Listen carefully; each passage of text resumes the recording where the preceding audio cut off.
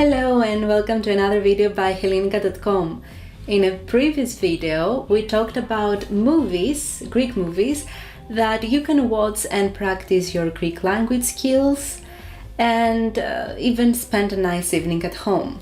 Well, today I will be talking about Greek books that you can read to improve your Greek language skills and learn a little bit more about the history and culture of modern Greece.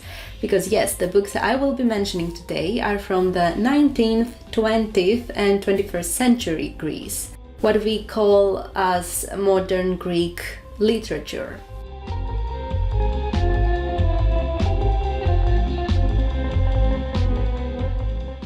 So we'll start with a book that will be the easiest to read as someone who is now starting to learn Greek. And this is Το Οριζόντιο Ύψος by Argyris. This is the most recent book from the list. It was published in 2008 and it's basically a collection of short stories, 10 surreal stories that the author calls fairy tales for adults. And this is the best description. It's very easy to read, you read it very pleasantly, and you can finish the book in one day even. So this is the best recommendation if you are new to the Greek language journey. The second book is a book that has won a lot of awards in Greece and abroad. It's a book that is usually given to primary school children to read for the first time after they learn the alphabet, but it's not just a children's book, it's not a fairy tale. It actually has a little bit of a political character. And this is Το καπλάνι της βιτρίνας by Alkizay.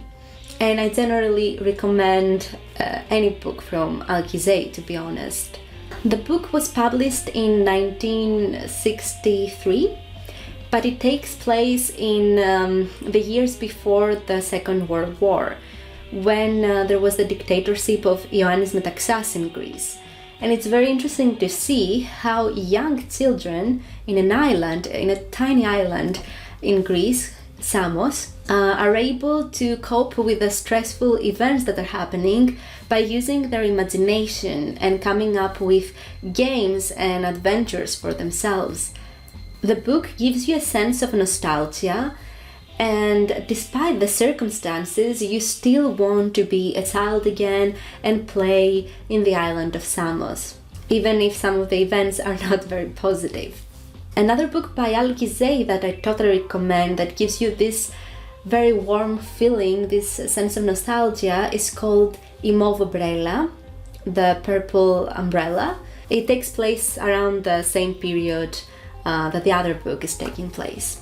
Now, another book, again the character happens to be a child, but this might be a little bit harder to understand. This book I happen to have here, and it's called Ένα παιδί μετράει τ' άστρα by Menelaos Lutemis, a child that counts the stars.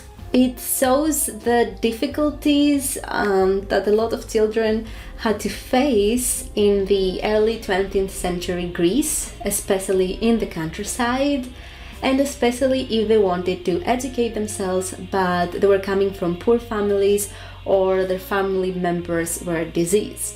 I would describe this as a coming-of-age story. Now, I will be mentioning a novella and a short story that might be very difficult to read, especially if you are new into your language learning journey. And that is because they were written in Kathareusa, which is an older form of the Greek language, not ancient Greek, not Koine Greek. So the first is a novella called The Murderess, I Phonisa, which takes place in the island of Skiathos in Greece, and it is written by one of the most well-known Greek authors, Alexandros Papadiamantis. It was written in 1903, which is something that you should keep in mind. So the protagonist here is an ambivalent female character, a murderess. She could be described as the perfect example of internalized misogyny and what it can do to women. And the second is a short story by Georgios Vizainos.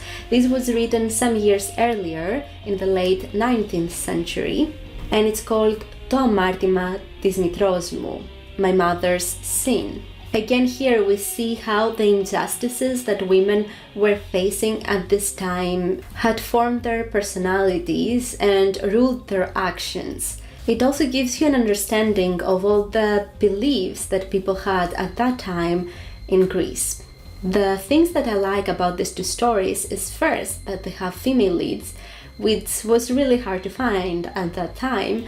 Secondly, these characters are neither good nor bad, they're ambivalent. You really don't know how to feel about them. And the third thing is that the stories really dive into their psychosynthesis. With flashbacks, stories from the past, we try to understand how certain circumstances and events made them who they are today. And this was quite revolutionary at the time. I don't know if there is a connection, but at that time in Central Europe, the field of psychoanalysis was actually being developed, so probably the authors got inspired by this movement. Now, of course, I'm going to mention a very scandalous book, a book that really upset the Greek Orthodox Church, and this is by Emmanuel Roidis, and it's called I Papissa Ioanna. It was written in 1866, but it takes place in medieval times, and narrating the story of the first female pope. It is based on an urban legend of that time, and I'm not going to spoil anything else about the story. So with that being said, I hope you found a book that you liked and you're interested in reading, either in Greek or translated. Now, the question arises where you can find Greek books. Now, if you live in Greece, that's quite easy. Every single bookstore in Greece should have all of these books. You can also order them online, and you can do the same if you live abroad. You can order them from sites such as ianos.gr. I think on Amazon you can also find the translations of these books. So if you're interested in reading any of these, feel free to leave a comment down below. You can also comment other books that you have read in Greek. And yeah, I will see you again on Friday with another Greek drama episode. Have a wonderful day or night. Bye.